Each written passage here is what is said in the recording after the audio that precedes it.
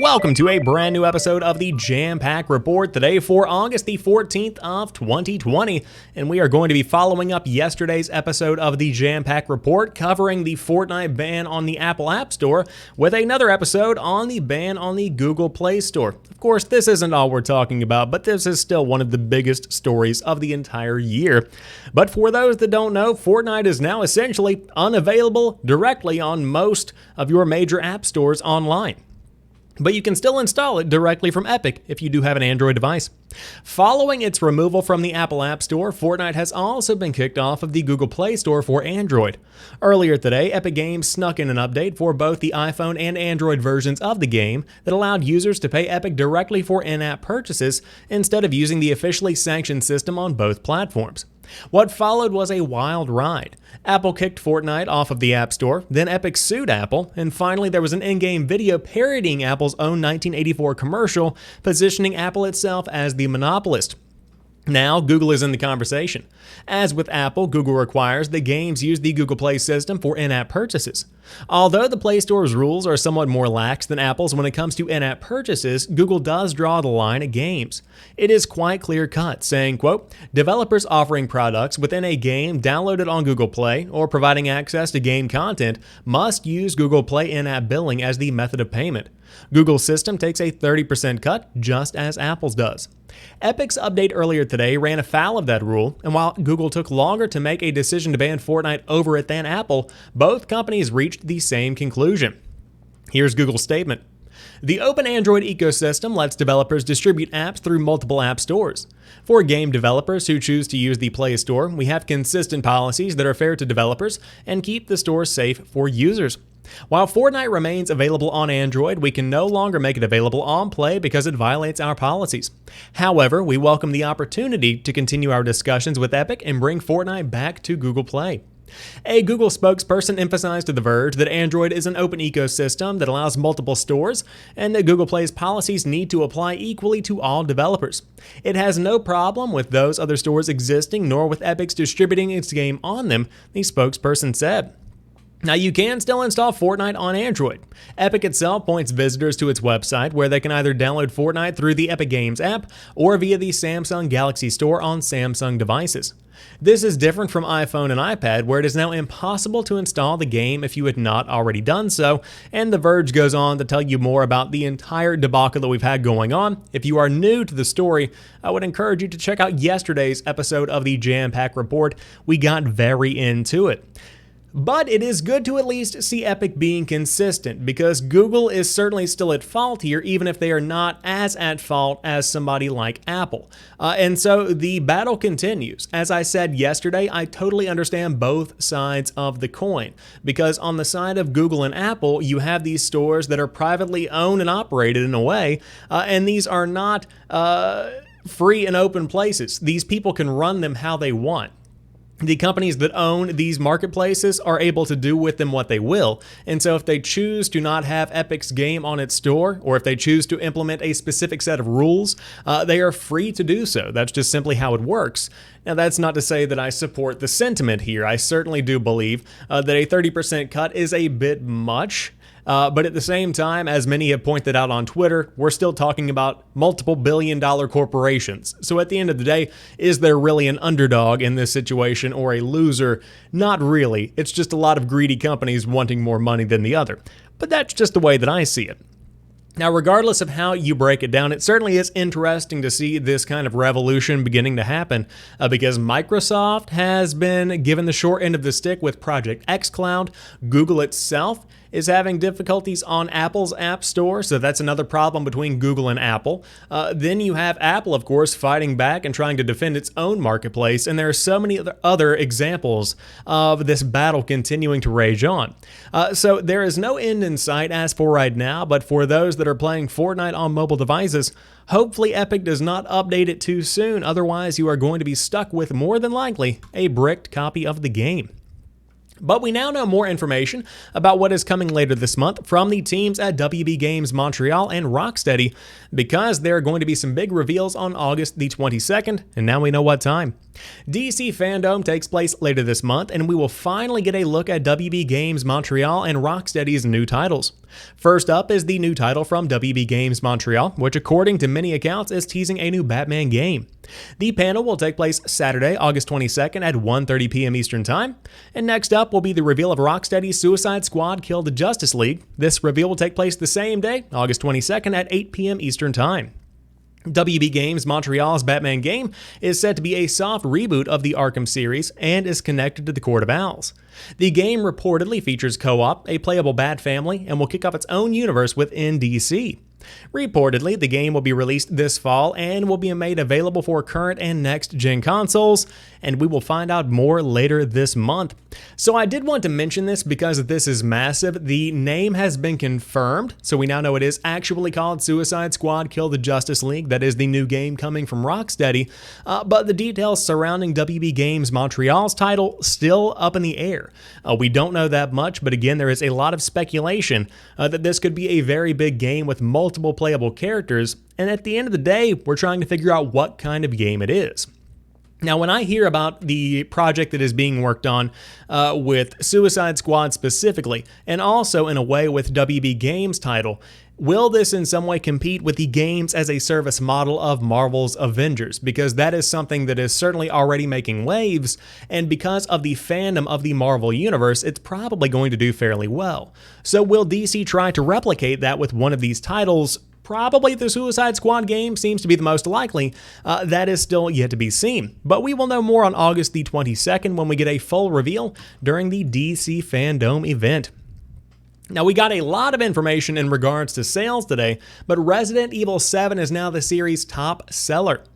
As is custom after each quarterly earnings reveal, Capcom has provided updated sales figures for all of its best-selling games. Unsurprisingly, Monster Hunter World has retained its top spot, having now sold 16.1 million copies, tallying the main game only on PC, PS4, and Xbox One, both physically and digitally. Iceborne on its own has shifted a respectable 5.8 million units. Resident Evil 7 lands at number 2 with 7.9 million lifetime sales.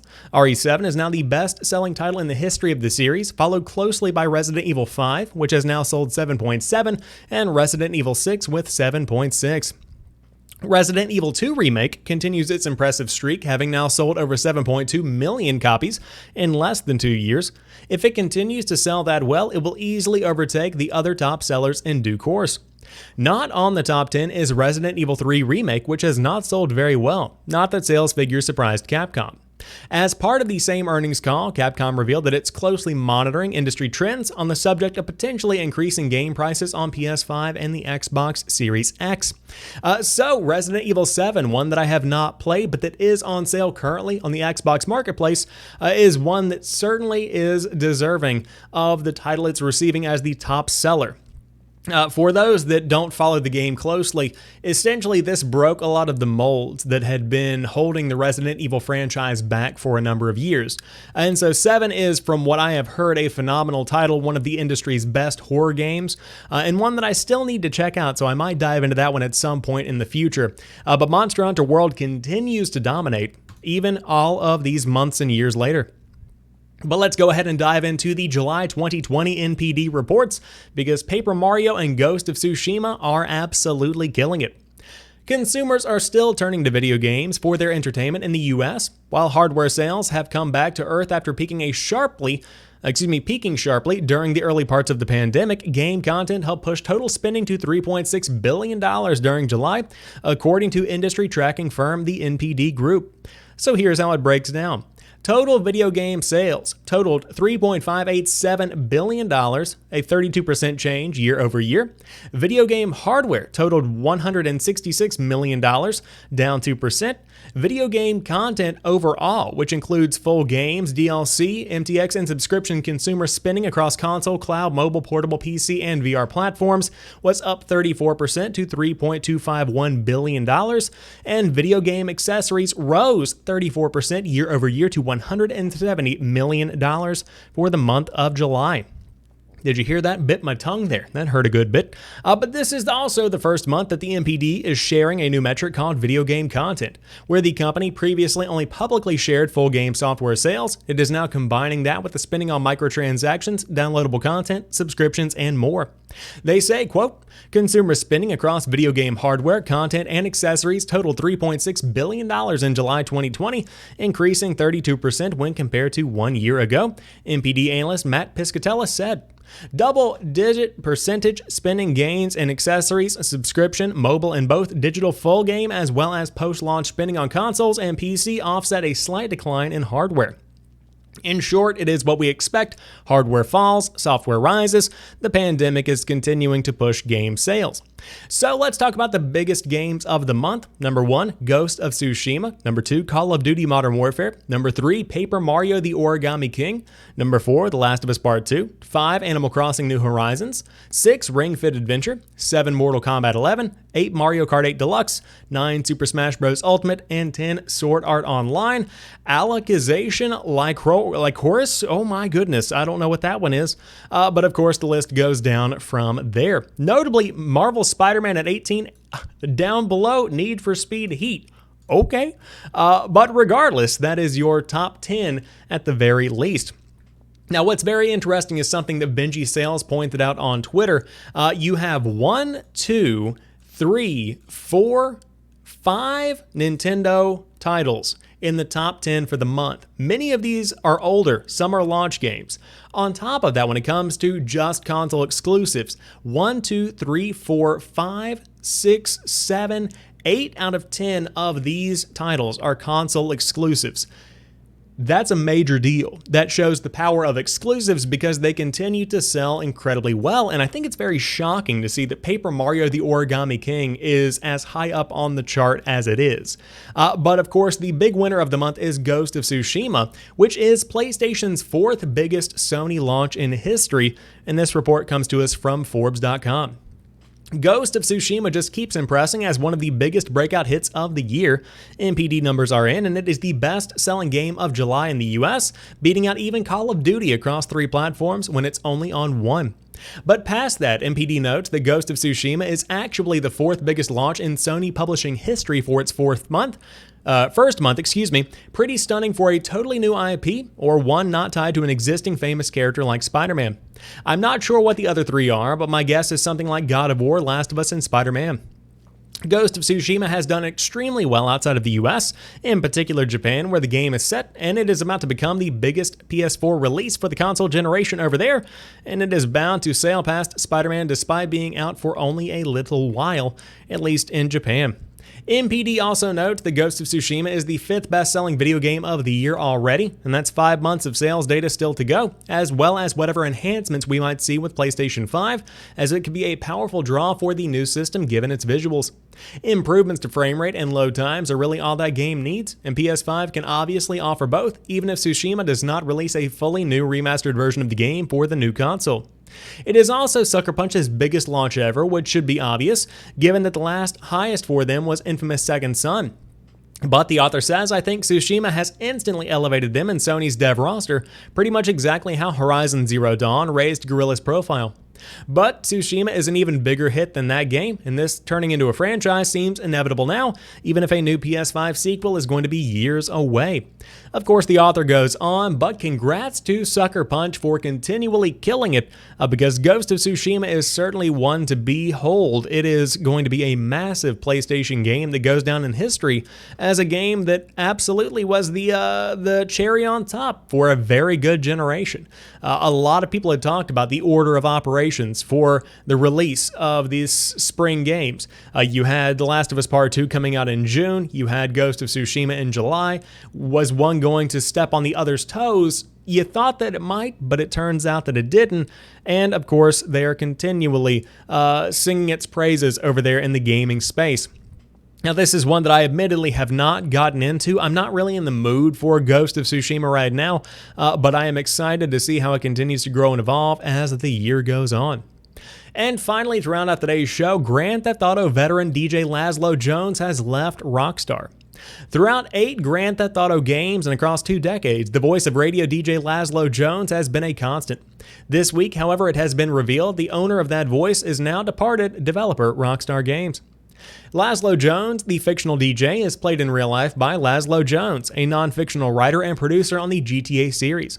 Both Jones have been series stalwarts from Grand Theft Auto 3 onward and have worked on Vice City, San Andreas, Vice City Stories, Liberty City Stories, episodes from Liberty City, GTA 4, and GTA 5. The real-life Jones left Rockstar in April 2020 after more than 19 years, according to GTA Min via PC Gamer. Writing this week in a heartfelt Instagram post, Jones revealed the reason for his departure: the sudden diagnosis of his sister with terminal cancer. Jones has been acting as primary caregiver since early this year, something only made tougher by the impact of the global pandemic. Quote, "When the pandemic hit, it made the situation radically difficult and even more onerous in caring for someone with cancer," Jones wrote. "But it exposed and strengthened a lot of solidarity among friends, family, and neighbors you used to barely speak to, as people rallied to fight an unseen enemy, look after each other, and unite to get through an insanely stressful and challenging time.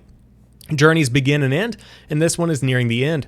Fortunately, I've had a lot of love and support from friends through this. Hopefully you can reach out and be kind to a friend or stranger, as it makes all the difference in the world, as we don't know how long we'll be in it," end quote. Of course, there is a montage of everything Lazlow Jones has worked on in the Grand Theft Auto series, but of course, my heart goes out to Lazlow, and I hope the best for the sister and the family and everybody involved. Very rough time indeed. But with that being said, that rounds out today's episode of the Jampack Report. If you enjoyed today's show, drop me a like down below and let me know what you think about everything we talked about here today. But specifically, are you still upset about Fortnite, and how do you feel about those Batman games? Those are the 2 questions I have for you. But until Sunday with a brand new episode of The Drop, I hope you guys have a fantastic rest of the weekend. I'll talk to you soon, and peace.